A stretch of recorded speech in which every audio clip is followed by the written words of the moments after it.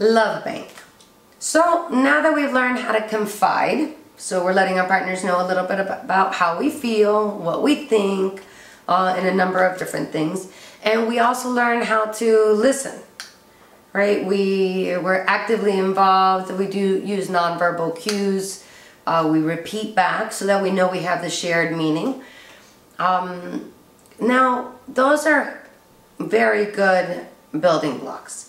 But if we go back to the relationship roadmap, we also know that the concept, the logic of love and emotion is we tend to be drawn to those experiences that are pleasurable and they make us feel love.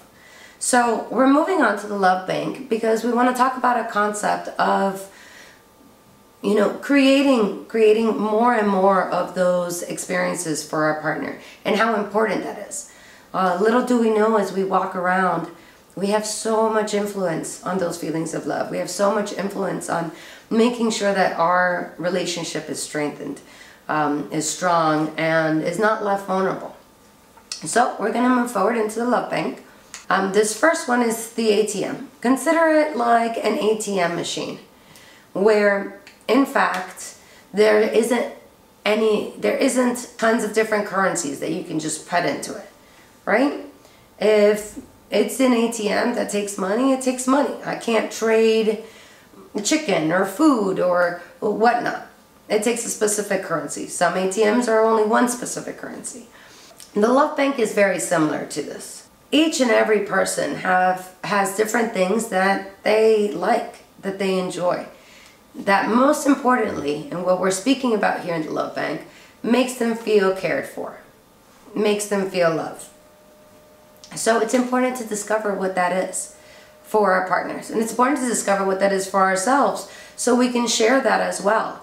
And we're giving them the opportunity to be a part of that pleasurable feeling that they so desire to. And we're having that opportunity to be part of our partner's pleasurable feeling that we so desire to be a part of. If we want to feel love and we want our partners to love us, and we want to give love, we definitely want to ask. We got to find out, what is that currency? So there's many different currencies, and we just have to find out which one is our partner's. So we move to the love bank rules. You'll see the very first one. It says receiving versus giving. Please be sure, as an instructor, you're calling out to your audience. They can go ahead and read this out loud. They can say what they think about the ATM machine. So you're constantly trying to engage your audience. So I'd ask, you know, what do you guys think the difference between receiving and giving is? After I get some feedback, I do want to say that receiving, sometimes we have to be aware that what I like isn't going to be the same thing that my partner likes. So let's say my favorite fragrance is whatever it might be. I might think it is the best, it's the next best thing, you know, next to New Year's. But I can't buy it for everybody. It's just not everybody else's fragrance. It's a fragrance that I like. So what's really important is that I'm taking the effort and the time to ask my partner, or whoever you'd like to give a gift to, which one's the one that you like? Because you want to make sure that you're tending to their currency, and your currency might not be theirs.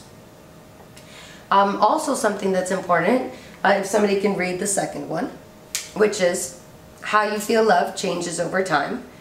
It's important to note that if you're with somebody for quite some time, you have to realize that what they very much enjoyed at some point in time in their time with you or in their lives might not be what they enjoy today. It's very different what makes my partner feel cared for versus what made somebody feel cared for as a teenager. If I'm trying to have my niece, who might be 5 years old, feel cared for, it might mean I'm bringing Tootsie Rolls over to the house every now and again. And that makes her feel loved. But that's important that I know that's specific to her.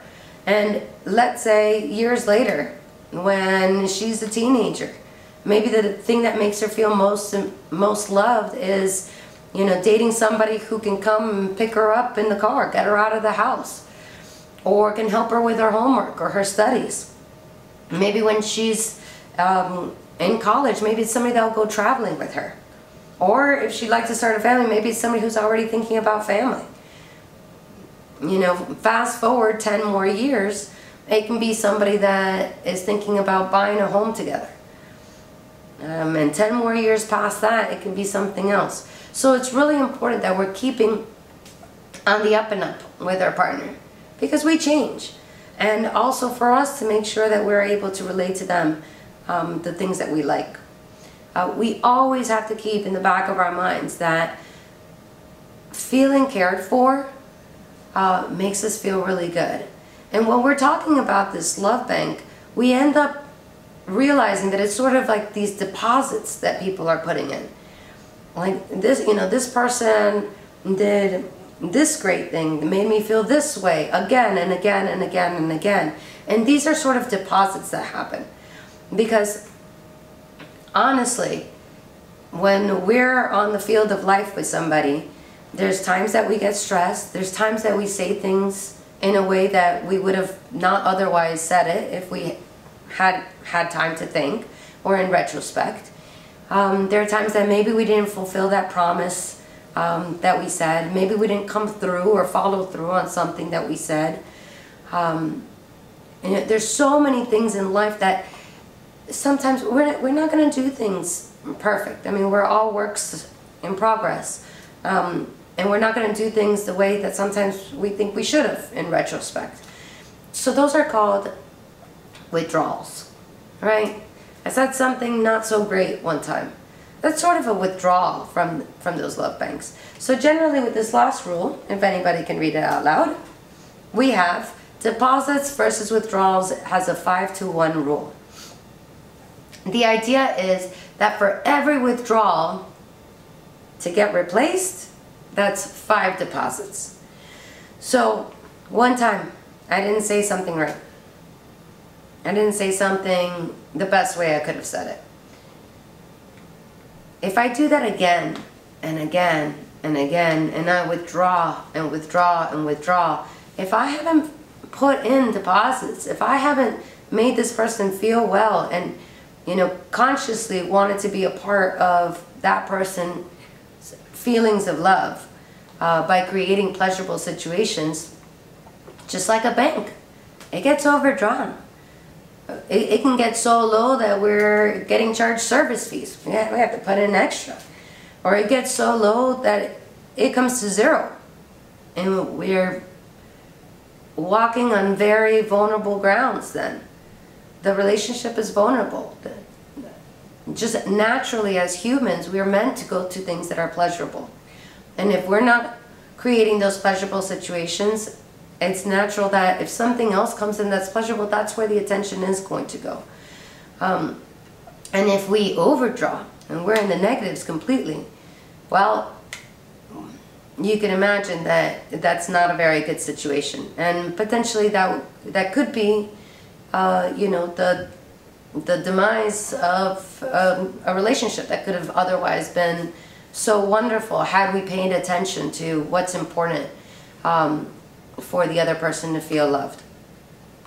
So that's our 5-to-1 rule, and that's our love bank. So now we go to Gary Chapman's The 5 Love Languages. We have affirmations. We have helping out, gifts, affection, quality time. These are generally 5 basic love languages of people, but everybody's different. So it's really important to find out what your partner's love language is. Where mine can be quality time, somebody else's could be helping out. When somebody comes over to your place and, you know, puts up the curtains or assists you with something, that might really fill you up. That might be it. That might do it no matter what. Whereas somebody else might like to, you know, you sit down and watch a movie with me. And I'm so appreciative that we just hung out and, you know, our time and our focus was just in doing something together. Or whether it was gifts or affirmations. Many people love it when you can say, hey, you did this really well, when you acknowledge how awesome they did something, how wonderful a project that they completed came out, how thankful you are. But we need to find out what those are. They're really, really important. Because what makes me feel loved, like we said at the beginning with the fragrance, is generally not the same for everybody else. So we discover, we explore, we want to make sure that for our partner we are providing that makes our relationship strong. What's also important is that we realize, just like the things that make us feel loved change over time, they also change over different circumstances. This is really important, and all it is a matter of communicating. Now that we've learned about confiding in somebody else and listening to somebody else, let's find out what's really going to make somebody feel loved. And part of it is, you're going to see, we're going to have a worksheet for everybody to write them down. The thing that we also need to take into account is the special circumstances. Let's say you feel very cared for just spending quality time with somebody all the time. That's what fills you up. But when you're ill, you're sick, you're in the hospital, sometimes you don't want anybody around. It's going to be really important for your partner to know that at that point in time, your love language has just changed. At that point in time, maybe you need space. Maybe your love language is gifts. You enjoy the, flowers coming in, or balloons coming in, or food coming in, but you really just don't want the quality time at that time. It's the gifts that really rile you up with that feeling of love. When you're ill, when you're tired, when you're mad, sad, grieving, all of these different moods and circumstances cause us to like different things sometimes. So it's really important that we're just checking in. So you're going to see here that we have a caring behaviors worksheet. What's so simple about this is how basic it is. It's really just communicating with your partner, or with the people in your family, or your friend, or whoever it is that you're either wanting to take this class with, taking this class with, or teaching this class to, that we're just sharing those things. So allow the participants to take some time to just list these out. And you're going to see it says, I feel cared for when, and they're just listing them out, how it makes them feel, and give them some time to do so. And then they can share it with their partners. So go ahead and turn on the soft music, give them some time, some privacy for them to go ahead and fill it out. And once you think everybody's about filled out their sheets, just let them know, once you filled out your sheets, please feel free to turn to your partner and share it with them. Once we're all done with that, please give them the remembers. Let them know that remember to post their caring behaviors. They don't need to hide these. They don't need to not say them out loud or put them in a drawer. We can say them out loud, and we can post them right up on the refrigerator. We can let them know that keeping people informed is what causes the bigger bonds and strengthens your relationship. And revisit those. Sometimes it's going to change. So when it changes, go ahead and bring it down. Make another sheet. Or cross out the ones that you no longer like. And you have new ones. And that's for both of you, because you also want to be a part of that. Leaving your partner feeling cared for is the strongest thing you can do for any relationship. And that's your partner. That can be your workmate. That can be your friend. That can be your family member. It's important to show people that, one, we love them and care for them, if we do love them and care for them. And two, we want to make sure that they do feel loved and cared for. And that's the logic of love and emotion.